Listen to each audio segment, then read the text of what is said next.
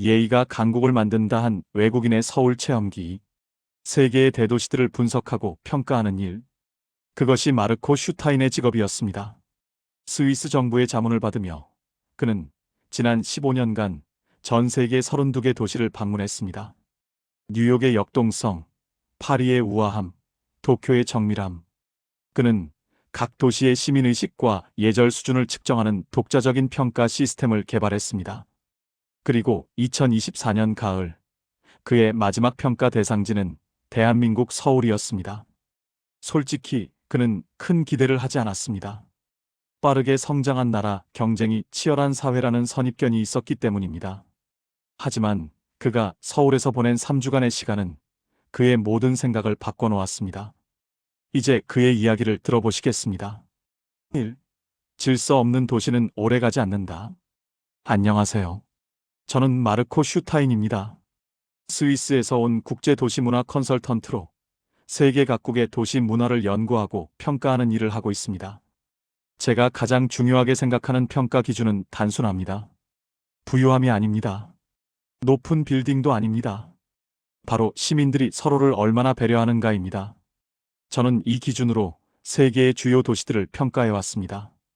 뉴욕에서는 개인의 자유를 받고 파리에서는 오래된 전통을 봤습니다. 도쿄에서는 규칙에 대한 철저함을 경험했습니다. 그리고 2024년 가을, 저의 마지막 평가 대상지는 서울이었습니다. 출발 전 저는 한국에 대해 조사했습니다. 1950년 전쟁으로 모든 것이 파괴된 나라. 그런데 불과 70년 만에 세계 10위권 경제대국이 되었다는 사실이 놀라웠습니다. 하지만 동시에 의문도 들었습니다. 너무 빠른 성장은 때로 부작용을 낳기 때문입니다. 경쟁이 치열한 사회, 빨리빨리 문화, 높은 스트레스. 이런 키워드들이 제 머릿속에 있었습니다. 솔직히 말씀드리면 저는 서울에 대해 큰 기대를 하지 않았습니다. 아마도 역동적이지만 질서는 부족한 도시일 거라고 생각했습니다. 하지만 인천공항에 도착한 순간부터 제 생각은 흔들리기 시작했습니다. 공항 직원들은 친절했지만 과하지 않았습니다. 택시 기사는 영어를 잘 못했지만 번역기를 사용하며 정확한 목적지를 찾았습니다. 호텔로 가는 길, 저는 창밖을 보며 생각했습니다. 이 도시는 뭔가 다르다고. 거리는 깨끗했고 사람들은 바빴지만 혼란스럽지 않았습니다. 신호를 지키는 보행자들, 차선을 정확히 지키는 자동차들. 그리고 무엇보다 시끄럽지 않았습니다. 대도시인데도 소음이 적었습니다. 저는 메모장을 꺼내 적었습니다. 첫인상 예상보다 훨씬 정돈된 도시. 하지만 진짜 모습은 일상 속에서 드러날 것이다. 저는 그렇게 서울에서의 관찰을 시작했습니다. 지하철에서 느낀 이상한 정적. 서울에 도착한 다음 날 아침, 저는 출근 시간대 지하철을 타보기로 했습니다. 도시의 진짜 모습은 러시아어에 드러나기 때문입니다. 뉴욕의 지하철에서 저는 싸움을 본 적이 있습니다. 파리에서는 소매치기를 당할 뻔했습니다. 서울은 어떨까요? 강남역 9호선 플랫폼. 오전 8시 30분. 수백 명의 사람들이 출근을 위해 기다리고 있었습니다. 저는 긴장했습니다. 하지만 놀라운 일이 벌어졌습니다. 열차가 도착하자 사람들은 줄을 서서 기다렸습니다. 내리는 사람이 먼저 나올 때까지 아무도 타지 않았습니다. 그리고 타는 순서도 자연스럽게 지켜졌습니다. 밀치는 사람도 없었습니다. 도쿄와 비슷했지만 뭔가 달랐습니다. 도쿄는 규칙에 따라 움직이는 느낌이었다면 서울은 서로를 배려하는 느낌이었습니다. 저는 지하철에 탔고 자리가 없어 손잡이를 잡고 섰습니다.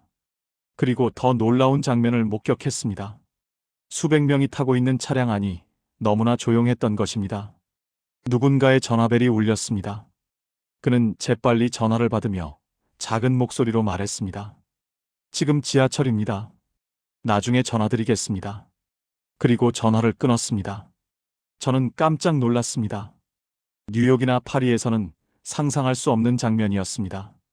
저는 주변을 둘러봤습니다. 대부분의 사람들이 스마트폰을 보고 있었습니다. 하지만 소리는 거의 없었습니다. 모두 이어폰을 착용하고 있었기 때문입니다. 이어폰이 없는 사람은 소리를 끄고 있었습니다. 이것은 법으로 정해진 것이 아니었습니다. 아무도 강요하지 않았습니다. 하지만 모두가 지키고 있었습니다. 저는 속으로 생각했습니다. 이건 규칙이 아니라 문화다. 법이 아니라 배려다. 30분간의 지하철 여행이 끝나고 저는 메모장에 적었습니다. 서울 지하철 강요 없는 질서, 처벌 없는 예의. 수백 명이 함께 있지만 서로의 공간을 존중한다. 이것은 단순한 매너가 아니다. 이것은 공동체 의식이다. 저는 그날 처음으로 생각했습니다. 이 나라는 뭔가 특별하다고. 3. 신발을 벗는 나라의 철학. 서울에서 일주일이 지났을 때 저는 한 한국 가정의 초대를 받았습니다. 제 연구를 돕고 있던 김 교수님의 집이었습니다. 저는 여러 나라에서 가정집을 방문한 경험이 있었습니다. 미국에서는 신발을 신은 채 집에 들어갔고, 일본에서는 현관에서 신발을 벗는 문화를 경험했습니다. 한국도 비슷할 거라고 예상했습니다. 김 교수님 댁 현관에 도착했을 때 저는 흥미로운 것을 발견했습니다. 신발장 옆에 슬리퍼가 가지런히 놓여 있었습니다. 그리고 실내용과 화장실용이 구분되어 있었습니다. 일본에서도 본 문화였지만 느낌이 달랐습니다. 일본은 규칙처럼 느껴졌다면 한국은 자연스러움처럼 느껴졌습니다. 현관을 들어서면서 저는 교수님 가족들의 행동을 관찰했습니다. 교수님의 어머니가 먼저 들어가셨습니다. 그 다음 교수님, 교수님의 아내, 아이들 순서였습니다. 아무도 말하지 않았지만 자연스럽게 순서가 정해졌습니다. 나이가 많은 분이 먼저, 그 다음 손님, 그 다음 가족 순이었습니다. 이 작은 순간에 저는 이 나라의 철학을 봤습니다. 집 안으로 들어가자 거실이 보였습니다. 마루는 깨끗했고 따뜻했습니다. 온돌이라는 난방 시스템 때문이었습니다. 바닥이 따뜻하기 때문에 사람들은 바닥에 앉을 수 있었습니다. 교수님이 설명해 주셨습니다. 많은 한국 가정이 바닥에 앉는 문화를 유지하고 있다고. 그래서 신발을 벗는 것이 더욱 중요했습니다. 바닥은 단순한 바닥이 아니라 생활 공간이었기 때문입니다. 저는 물었습니다. 신발을 벗는 문화는 언제부터 시작된 건가요? 교수님은 대답했습니다. 수백 년 전부터입니다. 우리 조상들은 집을 신성한 공간으로 여겼습니다. 밖의 더러움을 집 안으로 가져오지 않는 것은 단순한 위생 문제가 아니라 경계를 지키는 문제였습니다. 그 순간 저는 깨달았습니다. 신발을 벗는 것은 단순한 습관이 아니었습니다. 이것은 경계에 대한 존중이었습니다. 공적 공간과 사적 공간을 구분하고 각각의 규칙을 지키는 것. 이 명확한 구분이 사회 전체의 질서를 만들고 있었습니다. 저는 메모했습니다. 한국인은 경계를 존중한다. 이것이 이 나라의 질서를 만드는 기초다. 4. 밥상 위에 숨겨진 위계와 배려. 김 교수님 댁에서의 저녁 식사는 제게 또 다른 충격을 주었습니다. 식탁에는 다양한 음식이 차려져 있었습니다. 밥, 국, 그리고 여러 가지 반찬들. 교수님은 설명해 주셨습니다. 한국의 전통 식사는 공동체 식사입니다. 함께 나눠 먹는 것이죠. 하지만 제가 주목한 것은 음식이 아니었습니다. 바로 식사 시작 방식이었습니다. 모두가 자리에 앉았습니다. 교수님의 어머니가 상석에, 그 다음 교수님, 저, 교수님의 아내, 아이들 순서로 앉았습니다. 음식은 이미 다 차려져 있었고 저는 배가 고팠습니다. 하지만 아무도 수저를 들지 않았습니다. 모두가 교수님의 어머니를 보고 있었습니다. 그리고 어머니가 수저를 드시자 그제야 다른 사람들도 수저를 들기 시작했습니다. 교수님이 설명해 주셨습니다. 한국에서는 어른이 먼저 수저를 드신 후에 식사를 시작합니다. 저는 놀랐습니다. 법으로 정해진 것도 아니고 누가 강요한 것도 아닌데 모두가 자연스럽게 지키고 있었습니다. 심지어 초등학생처럼 보이는 아이들조차 기다리고 있었습니다. 이것은 단순한 예절이 아니었습니다. 이것은 세대 간의 존중이었습니다. 식사가 시작되고 저는 또 다른 것을 발견했습니다. 아무도 밥그릇을 들지 않았습니다. 서양에서는 접시를 들어 먹기도 하고 중국이나 일본에서는 밥그릇을 들고 먹습니다. 하지만 한국에서는 그릇을 식탁에 놓은 채 먹었습니다. 교수님이 설명해 주셨습니다. 그릇을 들고 먹는 것은 예의에 어긋난다고 여겨집니다. 급하게 먹는 것처럼 보이기 때문이죠. 그리고 한 가지 더.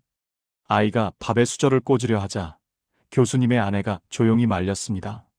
수저를 밥에 꽂으면 안 돼. 그건 제사 때 하는 거야. 저는 나중에 알게 되었습니다. 한국에서는 돌아가신 분께 드리는 밥에만 수저를 꽂는다는 것을. 이 작은 행동 하나에도 깊은 의미가 있었습니다. 삶과 죽음을 구분하고 죽음을 함부로 대하지 않는 태도. 식사를 마치고 저는 메모장에 적었습니다. 한국의 식탁에는 법이 없다. 하지만 수백 년간 이어져 온 질서가 있다. 그 질서는 강요가 아니라 자연스러운 배려에서 나온다. 어른을 기다리고 그릇을 들지 않고 수저를 함부로 꽂지 않는 것. 이 모든 것이 서로에 대한 존중이다. 오, 사소한 행동에 담긴 깊은 뜻. 서울에서의 2주차가 지나면서 저는 한국 사회의 더 미세한 부분들을 관찰하기 시작했습니다. 회사, 카페, 지하철, 거리 곳곳에서 저는 작지만 의미 있는 순간들을 목격했습니다. 그중 하나는 한 회의실에서 일어난 일이었습니다. 저는 한 IT 기업의 회의에 옵저버로 참석했습니다. 20대 후반으로 보이는 젊은 직원이 프레젠테이션을 하고 있었습니다. 그런데 발표 중에 그가 무심코 다리를 떨기 시작했습니다. 서양에서는 흔한 행동입니다. 하지만 그 순간 옆에 앉아있던 40대 중반의 팀장이 아주 가볍게 손짓을 했습니다. 말없이 조용히 다리하고 입모양만 만들었습니다. 젊은 직원은 즉시 다리 떠는 것을 멈췄고 발표를 이어갔습니다. 회의가 끝나고 저는 그 팀장에게 물었습니다. 왜 다리를 떨면 안 되나요? 그는 웃으며 대답했습니다. 한국에는 가난이 떨어진다는 속담이 있습니다. 미신처럼 들리지만 실제로는 다른 뜻이 있습니다. 다리를 떠는 것은 불안해 보이고 산만해 보입니다. 특히 어른 앞에서는 더욱 그렇죠. 저는 이 설명에서 중요한 것을 발견했습니다. 이것은 미신이 아니었습니다. 이것은 타인에 대한 배려였습니다. 내 작은 행동이 다른 사람에게 어떻게 보일지 생각하는 것. 특히 나이가 많거나 지위가 높은 사람 앞에서 더욱 조심하는 것. 이것이 한국 사회의 기본 태도였습니다. 또 다른 날, 저는 카페에서 흥미로운 장면을 봤습니다. 20대 초반으로 보이는 청년이 노트북으로 작업을 하고 있었습니다. 그런데 그의 옆 테이블에 60대 정도의 어르신이 앉으셨습니다. 청년은 계속 작업을 하다가 문득 자신의 다리를 봤습니다. 그는 다리를 꼬고 있었습니다. 그리고 재빨리 다리를 풀고 바로 앉았습니다. 아무도 뭐라고 하지 않았지만 그는 스스로 자세를 바꿨습니다. 한국에서는 어른 앞에서 다리를 꼬는 것이 무례하다고 여겨지기 때문입니다. 저는 이 작은 순간에 감동했습니다. 강요도 없고 처벌도 없는데 사람들은 스스로 조심했습니다. 지금은 내가 조심해야 할 순간이다. 모두가 이 감각을 가지고 있었습니다. 저는 메모장에 적었습니다. 한국에서는 사소한 행동도 의미가 있다. 이것은 권위주의가 아니다. 이것은 배려의 문화다. 6. 왜 이 나라는 빠르게 강해졌는가? 서울에서의 마지막 주가 시작되었습니다. 저는 제 연구 결과를 정리하며 한국 현대사에 대해 더 깊이 공부했습니다. 그리고 하나의 거대한 질문이 떠올랐습니다. 도대체 왜 이 나라는 이렇게 빠르게 강해졌을까? 1953년 전쟁이 끝났을 때 한국은 세계에서 가장 가난한 나라 중 하나였습니다. 1인당 국민소득이 67달러. 자원도 없었습니다. 땅도 좁았습니다. 그런데 2024년 현재 한국은 세계 10위권 경제대국입니다. 반도체, 자동차, 조선, 전자제품 모든 분야에서 세계 최고 수준입니다. K-파프, K-드라마는 전 세계를 휩쓸고 있습니다. 불과 70년 만에 일어난 변화입니다. 역사상 유례가 없는 속도입니다. 저는 여러 경제학자들의 분석을 읽었습니다. 그들은 말합니다. 교육열, 근면성, 정부의 산업정책, 모두 맞는 말입니다. 하지만 저는 다른 것을 봤습니다. 바로 사회적 질서와 신뢰였습니다. 경제가 빠르게 성장하려면 사람들이 협력해야 합니다. 공장에서, 회사에서, 학교에서 모두가 자기 역할을 해야 합니다. 그리고 그 역할을 하기 위해서는 서로를 믿어야 합니다. 한국인들은 어릴 때부터 배웠습니다. 어른을 공경하고 선생님을 존경하고 나이 많은 사람의 말을 듣는 것을. 이것은 단순한 예절이 아니었습니다. 이것은 사회적 시스템이었습니다. 위계가 있으면 명령이 빠르게 전달됩니다. 존중이 있으면 갈등이 줄어듭니다. 신뢰가 있으면 협력이 쉬워집니다. 한국은 이 시스템을 산업화에 적용했습니다. 저는 한 노인을 인터뷰했습니다. 1960년대에 건설 노동자였던 분입니다. 그는 말했습니다. 우리는 배가 고팠습니다.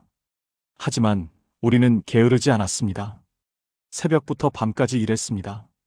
왜냐하면 우리는 다음 세대를 위해 일했기 때문입니다.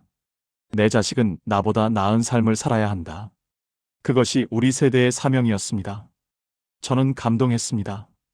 이것이 바로 한국 성장의 비밀이었습니다. 개인의 이익이 아니라 공동체의 미래를 위해 일하는 정신.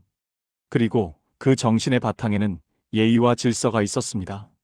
서로를 존중하고 역할을 지키고 협력하는 문화. 이것이 없었다면 한국의 빠른 성장은 불가능했을 것입니다. 저는 결론에 도달했습니다. 한국은 경제를 먼저 산업화한 것이 아니다. 예의와 질서를 먼저 산업화했다. 7. 법보다 무서운 건 시선이었다. 서울에서의 마지막 며칠, 저는 한 가지 흥미로운 실험을 했습니다. 한국 사람들은 왜 법을 잘 지킬까? 카메라가 없는 곳에서도, 경찰이 없는 곳에서도 사람들은 규칙을 지켰습니다. 무단횡단을 하지 않고, 쓰레기를 버리지 않고, 줄을 서서 기다렸습니다. 저는 그 이유를 알고 싶었습니다. 어느 오후, 저는 횡단보도 앞에 섰습니다. 신호등은 빨간불이었습니다. 하지만 차는 한 대도 오지 않았습니다. 뉴욕이나 파리라면 사람들은 건널 것입니다. 하지만 서울에서는 달랐습니다. 10명 정도의 사람들이 빨간불 앞에서 기다리고 있었습니다. 저는 물었습니다. 차가 없는데 왜 기다리세요? 한 중년 남성이 대답했습니다. 신호를 지켜야죠. 다른 사람들이 보고 있잖아요. 이 대답이 핵심이었습니다. 다른 사람들이 보고 있다. 한국에서 사람들이 규칙을 지키는 가장 큰 이유는 처벌이 아니었습니다. 바로 다른 사람들의 시선이었습니다.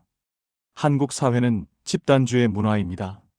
개인은 항상 공동체의 일부입니다.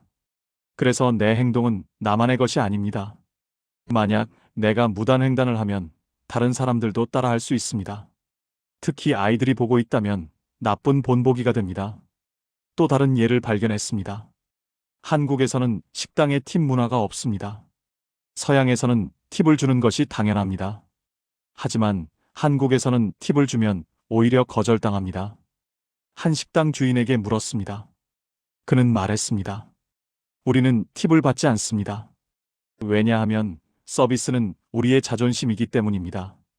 돈을 더 받아야 잘하는 것이 아니라 원래 잘해야 하는 것입니다. 이 말에서 저는 한국인의 자부심을 봤습니다. 일을 대하는 태도가 다릅니다. 일은 단순히 돈을 버는 수단이 아닙니다. 일은 나의 가치를 보여주는 것입니다. 그래서 한국인들은 자기 일에 프라이드를 가집니다. 마지막으로 저는 한 가지 더 발견했습니다. 한국에서는 사람의 이름을 빨간색으로 쓰지 않습니다. 교수님이 설명해 주셨습니다. 빨간색은 죽은 사람의 이름을 쓸 때 사용합니다. 색깔 하나에도 의미를 부여하고 그 의미를 존중하는 것. 죽음을 가볍게 여기지 않고 삶을 소중히 여기는 태도. 저는 메모했습니다. 한국에서 법보다 무서운 것은 시선이다. 이것이 이 나라의 질서를 만드는 진짜 힘이다. 8. 나는 이 나라를 존경하게 되었다. 서울을 떠나는 날, 저는 호텔방에서 최종 보고서를 작성했습니다. 3주간의 관찰 결과를 정리하는 일이었습니다. 저는 32개 도시를 평가해왔지만 서울은 특별했습니다. 취리히는 깨끗했고, 도쿄는 정확했고, 스톡홀름은 평등했습니다. 하지만 서울은 달랐습니다. 서울에는 다른 도시에 없는 것이 있었습니다. 바로 사람이 사람을 의식하는 문화였습니다. 저는 보고서에 이렇게 적었습니다. 서울은 완벽한 도시가 아니다. 하지만 서울은 사람이 사람을 배려하는 도시다. 지하철에서, 식탁에서, 회의실에서, 거리에서 사람들은 항상 다른 사람을 생각한다. 내 행동이 다른 사람에게 어떤 영향을 줄까? 이 질문이 모든 행동의 기준이다. 이것은 법으로 강요된 것이 아니다. 이것은 수백 년간 전해진 문화다. 그리고 이 문화가 한국을 강하게 만들었다. 저는 결론 부분에 특별한 문장을 추가했습니다. 한국의 힘은 미사일에 있지 않다. 높은 빌딩에 있지 않다. 한국의 진짜 힘은 밥상에 있다. 어른이 먼저 수저를 들 때까지 기다리는 그 인내심.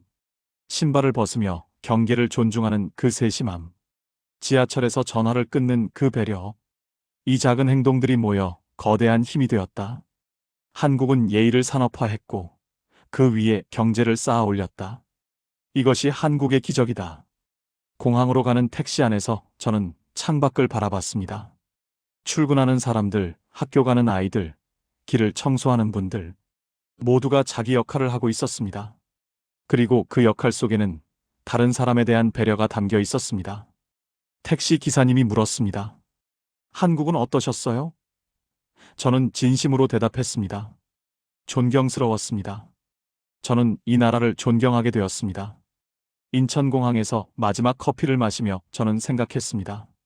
세계의 많은 나라들이 한국을 배워야 한다고. 경제 성장 전략만이 아니라 그 성장을 가능하게 한 문화를 배워야 한다고. 서로를 존중하는 법, 질서를 지키는 법, 공동체를 우선하는 법. 이것들이 없다면 아무리 좋은 정책도 성공하기 어렵습니다. 비행기가 이륙하며 저는 서울의 야경을 봤습니다. 빛나는 건물들, 활기찬 이 도시, 그리고 그 도시를 만든 사람들. 저는 마음속으로 말했습니다.